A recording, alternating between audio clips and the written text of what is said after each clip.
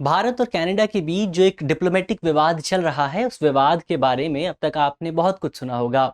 लेकिन अब इस विवाद में हमें एक नया मोड़ दिखाई दे रहा है। हाल ही में कनाडा ने अपने कुछ डिप्लोमेट्स को अपने देश में वापस बुला लिया है, जिसके बाद भारत पर ये आरोप लग रहे हैं कि भारत ने वियना कन्वेंशन का उल्लंघन किया है। तो आज इस वीडियो में हम इसी विषय पर बात करेंगे कि आखिर वियना कन्वेंशन क्या है, भारत पर ये आरोप क्यों लग रहे हैं और भारत ने इसको लेकर क्या जवाब दिया है। साथ ही ये भी जानेंगे कि क्या भारत ने गलत डिसीजन लिया था या फिर डिसीजन पूरी तरह से नियमों के दायरे में रहकर लिया गया। मेरा नाम है अक्षय और आपका स्वागत है दृष्टि आईएएस की इस नई वीडियो में। चलिए वीडियो की शुरुआत करते हैं और सबसे पहले वीडियो की रूपरेखा को समझ लेते हैं। तो वीडियो में सबसे पहले हमने न्यूज़ यानी कि खबर की बात की। हमने सबसे पहले खबर को समझ लिया। अब खबर को समझने के बाद हम इस पूरे मामले पर बात करेंगे कि आखिर पूरा मामला क्या है। इसके बाद इसको लेकर अंतर्राष्ट्रीय प्रतिक्रिया क्या आई है, भारत ने क्या जवाब दिया है। इसके अलावा राजनयिक संबंधों पर वियना कन्वेंशन क्या कहता है, ये पूरा कन्वेंशन क्या है, इस पर भी बात करेंगे। और भारत का निर्णय सही है या फिर गलत है, नियमों के दायरे में है या फिर नियमों से बाहर है, उसको भी समझेंगे। और अंत में एक सवाल पर भी बात होगी। सवाल जो है वो प्रीलिम्स का है और आप कमेंट बॉक्स में सवाल का जवाब दे सकते हैं। इसके अलावा ये जो पूरा विषय है मुख्य तौर पर सामान्य अध्ययन प्रश्न पत्र 2 से जुड़ा हुआ है और आप इसे अंतर्राष्ट्रीय संबंध और भारत और इसके हित जैसे खंडों से जोड़कर देख सकते हैं। तो चलिए वीडियो की शुरुआत करते हैं और सबसे पहले इस पूरे मामले को समझने की कोशिश करते हैं। तो ये पूरा मामला शुरू होता है मुख्य तौर पर भारत कनाडा विवाद से। विवाद क्या था? तो विवाद ये था कि कनाडा के जो प्राइम मिनिस्टर हैं, उन्होंने भारत की सरकार पर यह आरोप लगाया था, भारत पर यह आरोप लगाया था कि भारत की सरकार ने कनाडा में रहते हुए कनाडा के एक नागरिक की हत्या की है। वो जो नागरिक था वो खालिस्तान आंदोलन से जुड़ा हुआ था। तो ये आरोप भारत की सरकार पर लगाए गए थे। इसके बाद लगातार, क्योंकि जो कनाडा के प्राइम मिनिस्टर थे उन्होंने इन आरोपों को लेकर कोई पुख्ता सबूत पेश नहीं किए थे, तो उन पर भी लगातार सवाल पूछे जाते रहे। और लगातार जो दोनों देश थे, भारत और कनाडा, दोनों देशों के जो संबंध हैं वो संबंध लगातार खराब होते जा रहे हैं। अब इन संबंधों में इस पूरे विवाद में जो सबसे नया घटनाक्रम आया है वो हाल ही में तब देखने को मिला जब कनाडा की सरकार ने अपने 41 डिप्लोमेट्स को अपने देश में वापस बुला लिया। कनाडा की सरकार ने यह आरोप लगाया भारत पर कि भारत की सरकार ने कनाडा को इन डिप्लोमेट्स को वापस बुलाने के लिए दबाव बनाया था। कनाडा का कहना था, कनाडा के विदेश मंत्रालय का कहना था कि भारत सरकार ने कहा है यदि आप इन डिप्लोमेट्स को जल्द से जल्द वापस नहीं बुलाते हैं तो इनकी जो डिप्लोमेटिक इम्यूनिटी है, जो राजनयिक प्रतिरक्षा है, उसको छीनने का आरोप जो है मुख्य तौर पर लगाया गया था। अब इसको लेकर भारत ने क्या कहा है, तो भारत की भी बात करते हैं।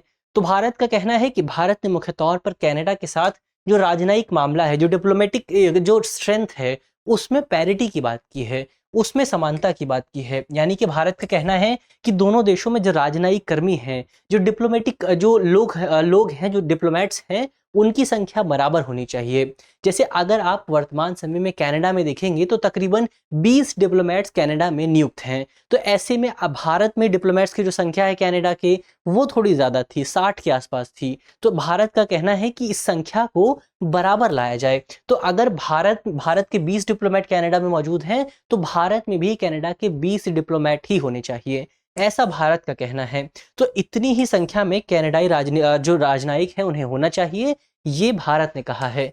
तो ये हमने पूरा मामला समझ लिया। भारत सरकार के कहने पर कनाडा की सरकार ने अपने डिप्लोमेट्स को वापस बुला लिया है। तो ये तो पूरा मामला हुआ। लेकिन अब इस मामले को लेकर अंतर्राष्ट्रीय प्रतिक्रिया क्या रही है, रिएक्शन क्या आया है, उसको भी देख लेते हैं। तो इस पूरे मामले को लेकर, डिप्लोमेट्स को वापस बुलाने को लेकर मुख्य तौर पर अमेरिका और ब्रिटेन की प्रतिक्रिया देखने को मिली है। दोनों देशों ने ही भारत का जो निर्णय है उस निर्णय का विरोध किया है और कनाडा का समर्थन किया है। दोनों ही देशों के राजनयिकों का, दोनों ही देशों के विदेश मंत्रालयों का कहना है कि यदि हमें किसी विवाद को सुलझाना है तो विवाद को सुलझाने के लिए जमीनी स्तर पर राजनयिकों की उपस्थिति अनिवार्य है। और ऐसे में अगर भारत राजनयिकों को वापस जाने को बोलेगा तो विवाद सुलझाना और ज्यादा मुश्किल हो जाएगा। अब यहाँ पर सबसे विशेष बात यह है कि ये जो अमेरिका और ब्रिटेन है, ये दोनों ही देश कनाडा के साथ 5I का हिस्सा हैं। 5I क्या है? तो ये मुख्य तौर पर एक इंटेलिजेंट ऑर्गेनाइजेशन है 5 देशों का, और इसी ऑर्गेनाइजेशन की सूचना के आधार पर ऐसा बताया जा रहा है, ऐसी कई रिपोर्ट सामने आई थी कि इसी ऑर्गेनाइजेशन की इंफॉर्मेशन थी, जिस इंफॉर्मेशन के बेस पर कनाडा के प्रधानमंत्री ने भारत पर इतने बड़े आरोप लगाए गए थे, और जिन आरोपों को लेकर अभी तक कोई भी सबूत सार्वजनिक तौर पर पेश नहीं किया गया है। तो जाहिर तौर पर इन देशों ने भारत पर यह आरोप लगाया है कि भारत ने जो पूरा डिसीजन लिया है, ये डिसीजन राजनयिक संबंधों पर, डिप्लोमेटिक रिलेशंस पर, जो वियना कन्वेंशन है 1961 का, इस कन्वेंशन के तहत भारत की जो जिम्मेदारियां हैं, उन जिम्मेदारियों का भारत पालन नहीं कर रहा है, वियना कन्वेंशन का उल्लंघन कर रहा है, ऐसा भारत पर आरोप लगाया गया है। अब भारत ने इसके जवाब में क्या कहा है, एक बार उसको भी देख लेते हैं कि भारत ने इस पूरे विषय को लेकर क्या जवाब दिया है। तो भारत ने सबसे पहले तो स्पष्ट तौर पर कनाडा, ब्रिटेन और अमेरिका के जो बयान हैं, उन बयानों को पूरी तरह से खारिज किया है। भारत का कहना है कि भारत में कनाडाई राजनयिकों की जो संख्या है, जो डिप्लोमेट्स की संख्या है, वो बहुत ज़्यादा है, और ऐसे में इस संख्या को कम करना ज़रूरी है, क्योंकि एक एक जो समानता है, वो समानता बनी रहनी चाहिए। और क्योंकि डिप्लोमेट्स की संख्या ज़्यादा है, तो वो भारत के जो घरेलू मामले हैं, जो इंटरनल मैटर्स हैं, उन इंटरनल मैटर्स में वो हस्तक्षेप करने की कोशिश कर रहे थे, और इसी वजह से भारत ने समानता की मांग की है, पैरिटी की मांग की है, कि जितने डिप्लोमेट्स हमारे यहाँ हैं, उतने ही डिप्लोमेट्स आपके यहाँ पर होने चाहिए। तो ऐसे में ये समानता को लागू करने का जो सिद्धांत है, ये सिद्धांत आपको वियना कन्वेंशन के अनुच्छेद 11(1) में मिल जाएगा। तो भारत का कहना है कि भारत ने वियना कन्वेंशन का उल्लंघन नहीं किया है, भारत मुख्य तौर पर वियना कन्वेंशन के अनुच्छेद 11(1) का इस्तेमाल कर रहा है। तो ये मुख्य तौर पर भारत के जवाब की बात हुई। अब हमने इस पूरे मामले के एक डायनेमिक को समझ लिया है। यहाँ पर अब हमारे लिए ये भी समझना ज़रूरी है कि आखिर वियना कन्वेंशन कहता क्या है। तो वियना कन्वेंशन की अगर बात करें, तो ये मुख्य तौर पर एक अंतर्राष्ट्रीय संधि है, एक संयुक्त राष्ट्र की ट्रीटी है, जो मुख्य तौर पर दो देशों के बीच मैत्रीपूर्ण संबंध बनाने के लिए, फ्रेंडली रिलेशंस बनाने के लिए, और एक उचित कम्युनिकेशन चैनल स्थापित करने के लिए जो प्रिंसिपल्स अपनाए जा सकते हैं, जो तमाम सिद्धांत इस्तेमाल किए जा सकते हैं, उन सिद्धांतों को बताता है, उन शर्तों को निर्धारित करता है जो दो देशों के बीच मैत्रीपूर्ण संबंध बनाने के लिए ज़रूरी हैं, जो दो देशों के बीच कम्युनिकेशन बनाने के लिए ज़रूरी हैं। यानी कि ये जो पूरा कन्वेंशन है, कन्वेंशन मुख्य तौर पर जो डिप्लोमेटिक रिलेशंस होते हैं दो देशों के, उन डिप्लोमेटिक रिलेशंस को बनाने के लिए काम करता है। तो यहाँ पर इस पूरे वियना कन्वेंशन में तय किया गया है कि जो एक देश के डिप्लोमेट्स हैं, जब उन्हें दूसरे देश में नियुक्त किया जाएगा, तो उनके साथ किस तरह का व्यवहार होगा, उस व्यवहार को इस कन्वेंशन के ज़रिए रेगुलेट किया जाता है। अब जब हम यहाँ पर सिद्धांत की बात करते हैं, तो इसमें से एक प्रिंसिपल जो है, वो डिप्लोमेटिक इम्यूनिटी का भी है, राजनयिक प्रतिरक्षा का भी है, और ये एक सबसे प्रमुख उदाहरण है। क्या होता है इसके तहत? तो इसके तहत मुख्य तौर पर जो राजनयिक नियुक्त किए जाते हैं किसी दूसरे देश में, उन राजनयिकों को उस देश में जहाँ पर वो उनकी पोस्टिंग है, उस देश के कानूनों से सुरक्षा प्राप्त होती है, उस देश के कानूनों से छूट मिलती है, यानी कि उन्हें उस देश के कानून के तहत गिरफ्तार नहीं किया जा सकता है। ऐसा क्यों किया गया है?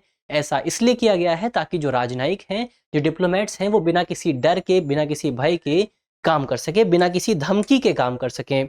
अब मुख्य तौर पर ये जो वियना कन्वेंशन है, ये वियना कन्वेंशन के ये जो डिप्लोमेटिक इम्यूनिटी की हम बात कर रहे हैं, इसका जिक्र हमें वियना कन्वेंशन के अनुच्छेद आर्टिकल 29 में देखने को मिलेगा। और दुनिया के तकरीबन 193 देश ऐसे हैं जिन्होंने वियना कन्वेंशन की पुष्टि की है, इसको रेटिफाई किया है, इसको लागू करने की बात की है। यानी कि दुनिया के 193 देशों पर ये जो वियना कन्वेंशन है, ये कानूनी तौर पर बाध्यकारी है, और भारत ने भी वियना कन्वेंशन पर हस्ताक्षर किए हैं, और भारत पर भी वियना कन्वेंशन लागू होता है। ये तो वियना कन्वेंशन की बात हुई। लेकिन अब यहाँ पर एक सवाल जो सबसे ज़रूरी है, वो ये है कि क्या भारत ने ये डिसीजन नियमों के दायरे में रहकर लिया है, या फिर नियमों से बाहर जाकर लिया है? तो जब हमने भारत के जवाब की बात की थी, तो वहाँ पर एक अनुच्छेद का जिक्र आया था, वो है अनुच्छेद 11। क्या कहता है अनुच्छेद 11? तो अनुच्छेद 11 कहता है कि मिशन के आकार के बारे में अगर कोई विशिष्ट समझौता नहीं किया गया है, यानी कि दोनों देशों के बीच अगर मिशन कितनी संख्या होगी, उसको लेकर कोई एक समझौता नहीं है, उसको लेकर कोई सहमति नहीं है, तो जो होस्टिंग कंट्री है, जिस कंट्री में राजनयिक नियुक्त हो रहे हैं, वो मिशन के आकार को एक सीमा के भीतर रखने की मांग कर सकती है। यानी कि जो होस्टिंग कंट्री है, जैसे इस मामले में भारत हो गया, तो भारत कनाडा से ये कह सकता है कि आप अपने मिशन को इतनी संख्या तक सीमित करें। ये किस आधार पर किया जाता है? तो ये परिस्थितियों के आधार पर किया जाता है। स्थितियां क्या हैं? विशेष मिशन है, तो मिशन की ज़रूरतों के आधार पर इस तरह के निर्णय जो हैं लिए जा सकते हैं। यानी कि ये जो अनुच्छेद 11 है वियना कन्वेंशन का, वो समानता के सिद्धांत की बात करता है, पैरिटी की बात करता है। अगर कोई देश चाहे तो वो अपने देश में किसी दूसरे देश के जो डिप्लोमेट्स हैं, उनकी संख्या कम करने की मांग कर सकता है। और यही कन्वेंशन ये भी कहता है कि अगर जो भेजने वाला देश है डिप्लोमेट्स को, वो इन आदेशों को नहीं मानता है, तो आप डिप्लोमेटिक इम्यूनिटी को छीन सकते हैं। तो ज़ाहिर तौर पर यहाँ पर भारत ने किसी नियम का उल्लंघन नहीं किया, बल्कि भारत यहाँ पर अनुच्छेद 11 का पालन कर रहा है। और ये पहली बार नहीं है जब इस तरह की मांग की गई है, जब अनुच्छेद 11 का पालन किया गया है।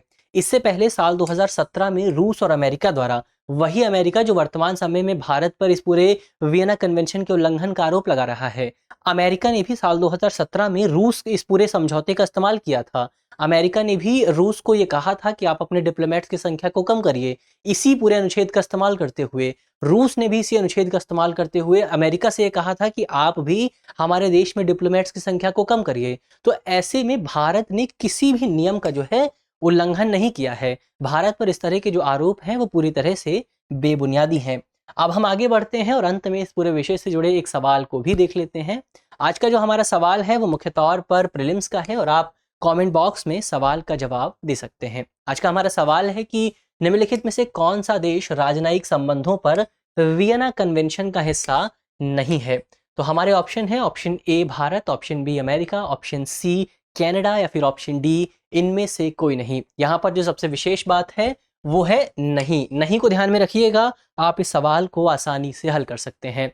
तो सवाल का जवाब आप जल्दी से कमेंट बॉक्स में लिख सकते हैं और यदि आप इस वीडियो की पीडीएफ चाहते हैं तो इसकी पीडीएफ आपको हमारे टेलीग्राम ग्रुप पर मिल जाएगी और टेलीग्राम ग्रुप का जो लिंक है वो वीडियो के डिस्क्रिप्शन में होगा।